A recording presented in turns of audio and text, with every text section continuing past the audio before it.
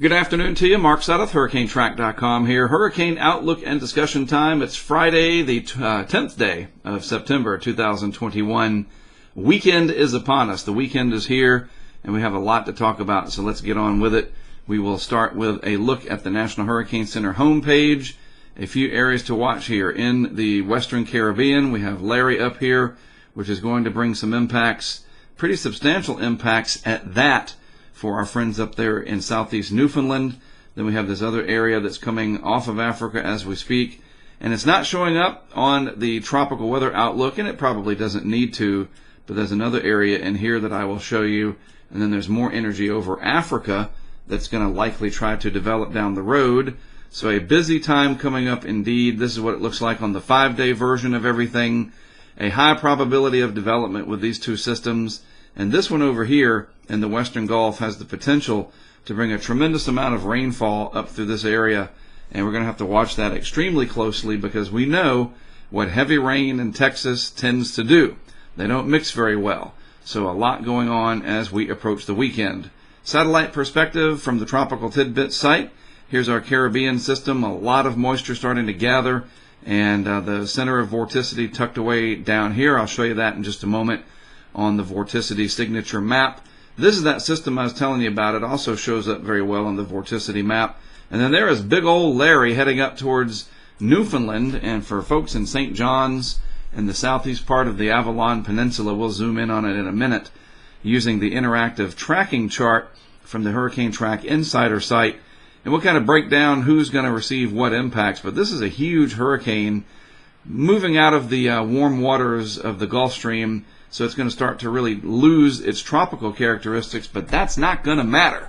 You know, the structure of it necessarily and what scientists call it, it's going to have some big impacts. Very high waves, a storm surge where the wind is blowing onshore, and then probably a lot of power outages, 80, 85 mile per hour wind gusts up there, and torrential rains as that huge piece of energy that has come out of the deep tropics. Remember, this originated as a low pressure area, an impulse over Africa many days ago, now moving up into the higher latitudes, the northern latitudes of the Atlantic, getting ready to visit Atlantic Canada. And then there is the tropical wave currently coming off of Africa. This is more than likely going to kind of stay out here somewhere and not have a chance to come too far to the west. But things are going to be changing. I'll show you that as we move through today's presentation.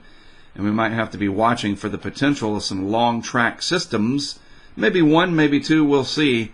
But times are starting to get interesting again with a little bit of a lull in impact activity after Ida. Of course, we have Larry up here, but I'll show you. Let's just move on, shall we? So real quick, Larry's still producing those swells and the swell energy that was already input into the ocean. That still needs to get to the shorelines. And as an example, let's just click here in southeast North Carolina. The rip currents are still a big problem. There's a high surf advisory for a good deal of the Outer Banks out here. And then you have the beach hazard statement, excuse me, the rip current statement. And that is because of these swells that are coming in. There's a great infographic from the National Weather Service, Morehead City. Really nice way to understand it, that the energy propagates out like when you throw a big rock into a pond. And those waves, the swells, hit the shore. And you get dangerous rip currents, rough surf. The surfers love it, hopefully, but the swimmers, as exciting as those big waves can be, you got to be really careful. And I'm serious, it's deadly. And if you're not careful, and with it being the weekend, and a nice weekend at that, for the East Coast, nice and warm, people going out to the beach, yes, this is a problem. See the red all along here? I'm highlighted in yellow. Also, high threat of rip currents along Florida. Millions of people down there. So please be careful. You know, tell people that you know what, my friend Jenny is going down to the beach. Let me tell her and her family what Mark's talking about. Yes, get the word out. Maybe you can save somebody's life. It sounds cliche, but it's true. And the more you know about this, the better off you'll be. All right, so looking at the vorticity signatures, there's the system tucked away in the Gulf of Honduras and vicinity. That's where the maximum area of spin is located and the energy trying to bundle up. Where this kind of pops out over the Bay of Campeche and Southwest Gulf is really going to matter If it just continues on this trajectory and comes inland over Mexico, then it's not as big of a problem as if it were to come up here more north and whatever. I mean, we'll look at that. There are different scenarios, but there's the energy associated with this system. That's actually the leftover vorticity signature of Mindy, believe it or not, and there's the well-defined, I mean, it's almost off the charts with the vorticity signature of Larry. Here's that system kind of sleeping as it moves across. The sleeper system, it's not sleeping, it's just kind of a sleeper system. We'll have to watch this. Where does this end up? Big question mark. Does it come over to the southwest Atlantic and try to bloom over here? It's a piece of energy, so we got to watch it. And then there's that energy coming off of Africa that'll take another day or so, and then it's probably going to try to develop. So, a close-up of Larry this afternoon from the visible satellite animation, courtesy of the weathernerds.org site. Here we have the Avalon Peninsula, St. John's tucked in up here. And there's Larry, still a fairly well-defined core, and still some dry air getting in there. Certainly, the water temperatures up here get cooler very quickly, and so the low-level latent heat, the upper ocean heat content, all of that will start to disappear from the bottom up, but it'll start to kind of spread out more like a figure skater that spins really fast, and then when they slow down, they spread their arms out, that energy gets transferred outward, and that's what's going to happen here with Larry. So you're going to have a large area of southeast Newfoundland that could receive hurricane force winds. I bet some of the waves down there and the storm surge is going to be really impressive from an eye candy point of view, but not good for mariners, the sword fishing fleet that's up there, any shipping interest at all, the maritime interests, and anybody that lives down there along the coastline. This is going to be a problem. You're going to lose power. It's going to be a pretty big deal. Think about, what was it, Igor back in 2010? I think it was, that also went up to this area, giving them a lot of problems. So here it comes, and here's another example of it from Philippe tweeting about this, that the microwave imagery, slow down, Mark, the microwave imagery showing a very healthy system still, and it's still got the warm water underneath to help aid that process. This eye wall in here will collapse really quickly, but then you just have this large area of energy out here, farther out from the center, and that will bring all that wind and just squally conditions, hurricane force winds, you name it. That's headed up towards Newfoundland. So on the track chart, let's don't forget Olaf over here, which made landfall as a Category 2 hurricane down here in the Baja region. And the GFS was right. I showed you that the other day, where it looked a lot closer than the official forecast. That was kind of like that. GFS ended up being spot on with a landfall there in Cabo San Lucas and vicinity. Now just tropical storm Olaf moving along, and eventually it'll curve off, weaken, and die out over the Pacific there. So let's scooch the interactive map over and take a look at where Larry is expected to track. This, of course, is the center, and if we zoom in here, you get an idea. There's the Avalon Peninsula right there, St. John's up on the northeast tip. And they're going to be in that right front quadrant. There's no getting around it now. So as Larry comes through and you divide this area up, there's that right front quadrant, like a pie section, and St. John's will be firmly in there. Luckily, they're kind of sheltered up here, but those east winds coming around, yes, that's going to really buffet that east-facing beach area. And just depending on the trajectory, you get those strong northeast winds as well. And that switches as it goes by. Also, this bay in here, what is that, the Placentia Bay, or something like that? You could see the water get funneled up into here, especially if the track is a little bit more to the west, and any interest up here could get a huge storm surge. That could be a really, really big problem. We'll be wishing for the best for our friends up there in this part of the world. A kind of a rare, doesn't happen often, but when it does, it can be dramatic, and with Larry, I think it's going to do that. And unfortunately, it's going to be at night tonight, as this comes through very quickly in the overnight hours anyway into tomorrow.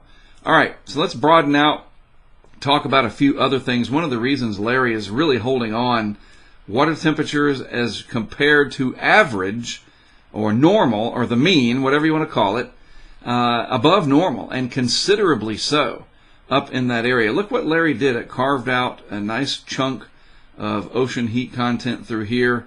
and actual sea surface temperatures got dropped. Everything. This is what hurricanes do. And so there's the path that Larry took. But you still have this large area of anomalously warm water up in the northwest Atlantic. A fairly warm, not too much so. It's not screaming warm. It's not, like you look at the chart and you go, whoa, it's just crazy, 2-3 degrees. But, and that's Celsius, the MDR still, there's no areas in here screaming below average either, like we see as an example in the Pacific. This is all getting towards La Nina threshold over here. Colder anomalies in the Pacific. But this is interesting. I pointed this out recently. This very warm signal in the northeast Atlantic, a signature of what we call the AMO, or the Atlantic Multi-Decadal Oscillation. It's this sort of horseshoe pattern where the North Atlantic is warm. That promotes rising motion. It promotes stronger tropical waves, lowering of the air pressures down in the tropics, all kinds of stuff that leads to very active hurricane seasons. And I think this season is going to go right on into November, which it does on the calendar, but I'm talking about activity. It's going to be busy, off and on, off and on. We're going to have bursts here and there, storms roaming around, racking up ace points, and the threat of landfalls certainly on the table going forward. Looking at actual sea surface temperatures, this is important to me because I'm going with my family tomorrow out here to the Outer Banks, Shackleford Banks area. Water temperatures, 26, 27 Celsius, something like that. So about 80, 81 degrees in the surf. And way out in the Gulf Stream, still 29 Celsius, which is nice and toasty. That's my kind of water temperatures. And then 28 in this orangish color. The lighter orange is 27 Celsius. So the Western Atlantic, Northwest Atlantic, still nice and warm overall. The Gulf of Mexico, and this is going to be important with our system coming up that develops somewhere in this vicinity. Very, very warm in the Western Gulf. Let's just draw a line around these isotherms ourselves here. What's an isotherm? That's a line of equal temperature. So 30 Celsius plus all over this way. And we'll just kind of hatch it in here. And there you go. That's all 30 Celsius. What is that, like 85, 86 degrees Fahrenheit? Look down here in Florida. Holy mackerel. Do they catch mackerel down there? I don't know. But very, very warm in the Florida Bay area north of the Keys, where Irma came across 4 years ago today. I was down there for it, more or less. I had camera systems, and I was going to intercept Irma, what I thought would be a powerful strike in the Tampa Bay area. I thought it was going to come up and scoop by and go like this, and I was wrong. It actually made landfall right over Marco, stayed inland, and so I intercepted it up here roughly in the Lakeland area. But that's a story for another day. Actually, it's a story on our Tracking the Hurricanes 2017 movie, if you will, our documentary. It's on YouTube. Look for it, and you can see all about Irma. Anyway, Gulf is still plenty warm as we head towards the middle part of September here. Lots and lots of energy to take advantage of. And this over here is really going to matter to create these big precipitable water values, which I'll show you here in just a moment. So what do things look like development-wise? This is the GFS from 12Z today, the 850 millibar section, about 5,000 feet up in the atmosphere. And the areas that we're looking for, this is one of them. This is Mindy, or the leftovers anyway. Vorticity. Does anything bundle up? Large, small, otherwise? Here's an example. This is an area, a little tropical wave coming through, a little ripple. No big deal at all. It's spread out, not concentrating. This is vorticity that comes off of the mountains down in Colombia in South America, just from the way the wind patterns blow through. These strong trades come through, and you get these areas of vorticity that spin off. And sometimes they help. When a tropical wave is coming through, you get an added piece of energy that comes in. They all get together, and off they go. Sometimes that happens. So that's what we're looking for. Does anything bundle up? So let's move it on through time. This is 24 hours out, so this is Saturday morning at 8 a.m. Eastern Time. And let's move it another 24 hours. There would be Sunday morning, and there it is. That's exactly what I'm looking for. We want to see, does something bundle up? And where it does so in this situation is huge, because if it's closer to land and it moves inland over Mexico, it's not as big of a rain threat overall for Texas and Louisiana maybe. So where this comes together, if it comes together, is extremely important. You can also see the rest of the energy kind of extending through like this, even down into the eastern Pacific. So a large area of energy. And the question is, does it get focused? Do we get a big wind maker, low pressure area, a big rain maker on top of it? So you start to pile up the impacts. We will have to see. As we go through time, there's 72 hours there. So this will be Monday morning. And then you see it takes that little piece of vorticity right there and brings it onshore in Mexico with a strong southeasterly flow, pushing a lot of moisture and energy up into Texas. So a rainy time ahead, but how much rain? That's what we don't know just yet. But the potential is there for a big mess. Finally, all of that energy comes up into the lower Rio Grande Valley and giving Texas a wet time of it as we go out to about hour 120. And you notice in the western Atlantic there, nothing really showing up by 5 days. That's closed off, and a little piece of energy there. We'll watch some impulses on the Florida Panhandle, not over the water. So over the next 5 days, that is the main area to watch, that one system that comes up there into Mexico on this run. What will the next run show? What will the Euro show later? We'll see, right? So looking at it from a different perspective, the total precipitable water, the higher on the scale you have over here on the right, the more water is in the air. The PWatt, the precipitable water, the PWatt values, very high potentially for parts of Texas. But there you go. You can see it, that little bullseye right there. Again, if this is more east and north like this, then you have a bigger problem for Texas, obviously. You know that. I'm just pointing it out. So that's really going to matter where this comes together as to how much moisture comes up. But really, it doesn't. I mean, it does matter, but you're still getting a lot of rain up here because that's a big slug of moisture overall. How concentrated it is, and does it set up in these intense bands that the tropical cyclone that could potentially form gives you? You got to have that convergence there of tremendous lift and instability to really wring out those 3-4 inch per hour rain rates that areas like Harris County and vicinity have seen in the past. You know, nobody wants it. We're not looking for it like, come on, let's get it. No, I'm saying that's what we're looking for from, we hope that doesn't happen. And are we seeing that in the modeling here? And it's still pretty early on. I mean, 3-4 days out, it doesn't look like that far in the future, but that's enough time that there's enough uncertainty that we just don't know yet. So you got to really pay attention to this. And on a side note, and semi-related now, I'm flying to Gulfport, Mississippi on Monday to meet a gentleman that picked up some equipment for us from Frenier Landing in the Laplace area after Ida. The GoPro camera that was inside of, do I have one laying around? You know what a GoPro looks like. It's sitting inside of one of these yellow boxes. It recorded, hopefully, everything that happened there at Laplace at Frenier Landing. This gentleman, his name is Justin, he went and picked it up. And I'm flying to Gulfport Monday to go meet him over in Walker, Louisiana. I want to get my hands on that equipment, kind of like a black box from an airplane crash, right? And I want to make sure everything's intact. See what we got on that little chip. That's what that looks like. All the most interesting stuff in the world from our projects contained on these chips here by way of video. Think of Michael in 2018.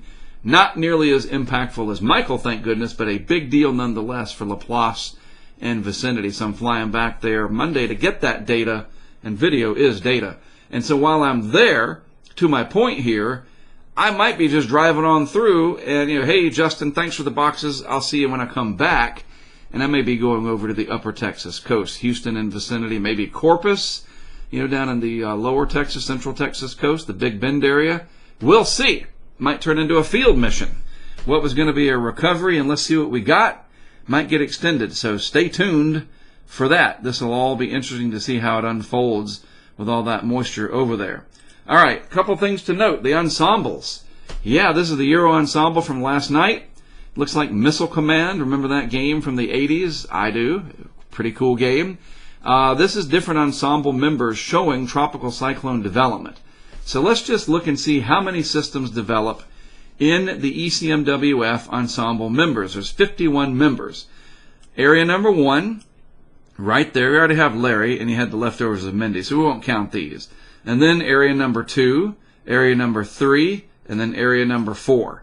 So the potential for Nicholas, Odette, Peter, and what is the next one? I think Rebecca or something like that. Let's just check. I don't like it when I'm inaccurate. Let's go to the list of names for this year under educational resources. The bottom line is we could get 4 more named storms out of this. Rose, I was close. When does Rebecca come back? That's 2025. All right, so the bottom line there is, did I lose? Yep, there it is. We could get 4 more named storms just over the next 10 days, according to the Euro. And one of them, and you can clearly see this, that one we got to really keep our eyes on. And the reason why, you see this big old ridge of high pressure out over the Atlantic tries to build back in, keeping this more on a westerly and southerly course. This is way out in time, but that's a lot of ensemble members there that shows this. It's not just 1 or 2, and a lot of them are kind of strong in there. So something to watch for as we go forward. And this also really makes sense, this tweet from Ben yesterday. Late September into early October, strong high pressure area, heights building over the northwest part of the northern hemisphere here, western hemisphere I should say, North America, let's just say that. And then when you do this, you increase the heights here, your pressure builds here, you lower the pressures down below, so to speak, the lower latitudes, and that term that Joe Bastardi, I think, helped to really coin, the ridge over troubled waters. A lot of people use that now. And there you go. That's the look for an active pattern to get landfalls along the U.S. East Coast and potentially in the Gulf, because it blocks systems from turning out, and it lowers the pressures by way of just piling up the air pressure up north. You lower the pressures down south in the deep tropics. So there you go. Don't forget, I'm on Twitter at HurricaneTrack, Facebook as well. Everything's the HurricaneTrack brand. You know the logo. That is it right there. You see that, and you know that's us. We are crowdfunded through Patreon, and an excellent group of people that is. Patreon.com/HurricaneTrack. If you want to get involved, you get access to our interactive map, our live camera systems, a lot of useful back and forth talk between all of us. You know, membership has its privileges, and it helps to grow what we're doing as well. So a beneficial thing there that we're doing with Patreon. All right, that is it from me for today. Have a great weekend, everybody. I'll be posting videos throughout the weekend, even though I'm doing a little bit of traveling with the family. And then we'll be watching that Western Gulf system when I get on the plane Monday morning. Will I be getting in the rental car in Gulfport and going to Corpus or Houston, or just meeting Justin in Walker, Louisiana, and coming back home Tuesday? We shall see, won't we? Have a good weekend. I'm Mark Sudduth. I'll talk to you again tomorrow.